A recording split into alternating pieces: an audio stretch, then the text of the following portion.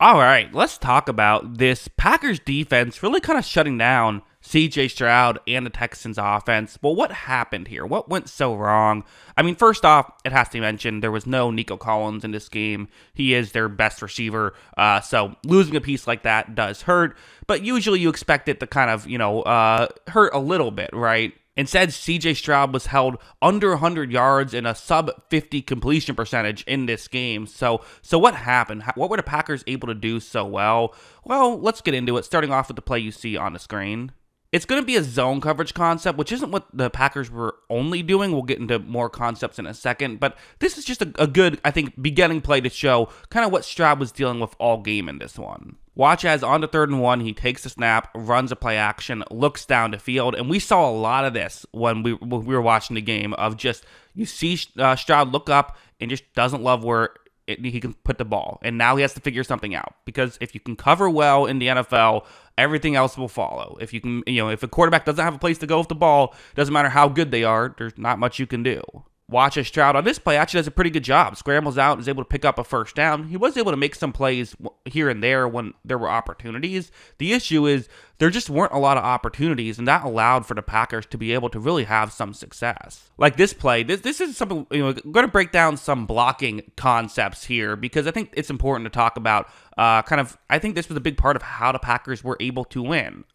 Every time there's a free rusher to the quarterback, people just say, well, I guess our offensive line stinks. But in a situation like that, like this, it's not actually the case. So first thing to note is you see how many Packers players are at the line right here. It's a 3rd down and 6, so getting some pressure does logically make sense. That is how the Texans would be blocking in this situation if there was, if all those guys rush the passer. You see, those are kind of the guys you block in front. It's worth mentioning the halfback on this play to the offense's right is not going to be blocking. He's going to be running a route towards the offense's right. But if you look at that Packers player right here, nobody is on him. So for me personally, I think this is a mistake by Stroud. I think for Stroud, you have to make sure you have enough guys on that side of the field. What I would personally do is just move the halfback over from your right to your left.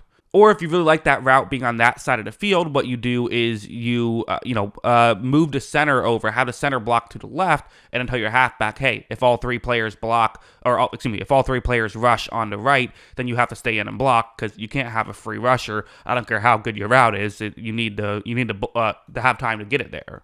But because of this, look at how that Packers player, there was also a stunt that was actually picked up well by the Texans, but with a player dropping back into coverage over the middle, nobody was able to pick up the defensive back who was off the edge. Stroud gets tackled for a pressure, and these are the things you just have to clean up. And I think Green Bay did a really good job of noticing that they weren't getting cleaned up and being able to, to attack in that area. Also, it doesn't have to just be with blitzes. It can be with stuff like this, which is just going to be what you call a stunt right here. So essentially, in simplistic terms, the way it works is you have a Green Bay Packers player who's going to run more towards the top of the screen than you would think given where he's lined up.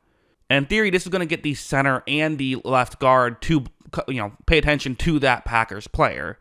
And then you swing another Packers player who's lined up over the top of him further underneath, which can allow for hopefully a straight shot to the quarterback. And watch how when this begins, you see right here, this Packers player is in a very good position. This is a tough spot for Stroud to be in right now when you have essentially an unblocked rusher. You see he actually ends up getting blocked by a Texans offensive lineman who let go of his assignment to block the other guy, and in doing that, the other guy gets the sack on Stroud. I'd be annoyed if I was a defensive lineman, have a straight shot, and then an offensive lineman decides to block me instead and gives up his own assignment, and someone else gets the sack. You want the sack there. But at the end of the day, these kind of things by Green Bay were just frustrating the Texans offensive line. And this is something that, to be honest, the Texans should be able to pick up. Like, this isn't that crazy of an assignment. But hey, if it's not working, if the Texans aren't being able to pick it up, what do you do as a defense? You keep doing it. You keep doing it and make them learn how to block it. And they just weren't able to learn how to block it, really. And then you also had stuff like this, which this is a 3rd down and 12 here for the Houston Texans, and the Packers are going to do what they really did a lot in this game, which is playing a lot of man coverage, kind of trusting their guys to win, one-on-ones. That's what they're hoping for right here. Stroud takes the snap. There is going to be pressure, but Stroud navigates it nicely, is able to get up in the pocket, although does throw a bit off balance, kind of throwing almost like leaning forward as he makes the throw. So not his typical throwing motion, but again, it's the NFL. You don't always get a throw from a clean pocket. Like, you do have to make these kind of awkward throws pretty consistently in the NFL. It's a one-on-one matchup. It's not wide open. Again, Packers doing a great job at covering like they typically do. But I still think that you would like to see, your receiver have a chance here. This one, just underthrown. Not a great throw from Stroud. But I think it's fair to say as well, like, Stroud's going to look back on tape and say, you know what, there were plays I had as well. This was not Stroud's fault, in my opinion. Again, maybe you could talk about the blocking concept a little bit. But for the most part, I thought Stroud played fine in this game. He wasn't like the reason this was going poorly. It's just he was getting frustrated and then also missed some plays. And I think that's fair to say as well. And then you have plays like this. Again, the Packers are going to kind of be clever here. They're going to show as though they're going to be blitzing on this play. You see how many players are at the line, but that's actually not what they're going to do. They're instead going to just drop back into a zone coverage. So again, trying to mix things up, trying to not let Stroud know what's happening pre-snap. But this is actually an okay situation for the Texans. You see that route right there. That's the tight ends route moving in, kind of trying to get into a gap in coverage on this 3rd down and 5.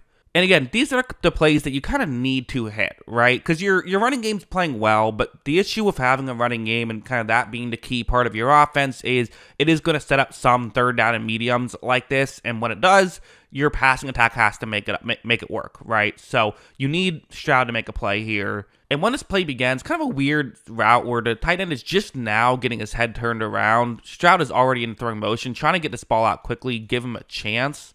And as you see, it is a catchable ball. It hits tight end in the hands. Had to go back for it, though. Would have been a tough catch, and I don't know if it gets the 1st down. Anyway, it might. That one had a chance, right? And that's what you look at and say, okay, the Packers absolutely made things difficult. This is a tough play for the Houston Texans. At the same time, it felt like there were plays when they had chances to make the tough play. Sometimes you got to make the tough play, and they weren't able to do it in this game, which is why they ultimately didn't win. So yeah, it was a disappointing game. Like, listen, everything factored in. You wanted to see him make a few more plays, and I think Stroud's played well this year. I think he's a good quarterback. This was probably a disappointing game, and again, there wasn't a lot going on offensively. It wasn't Stroud's fault primarily. I wouldn't put the major blame on him. At the end of the day, despite what some talking heads might tell you, football is a team sport, and there is only so much a quarterback can do in some of these situations. But still, it was a very hard test that maybe he didn't study for, but he still was not. I guess it was like the Wonderlic test, I suppose. He did not pass it with flying colors here for C.J. Stroud. That being said, I'm going to assume that he's going to start playing better after this. I'm not worried about C.J. Stroud or the Houston Texans, but yeah, big win by the Green Bay Packers. Got to give them a lot of credit. But yeah, those are and I am a little worried about this offensive line. They got to block better. But yeah, those are my thoughts. What are yours? Let me know in the comments below. Always love hearing from you. And of course, as always, thanks for watching.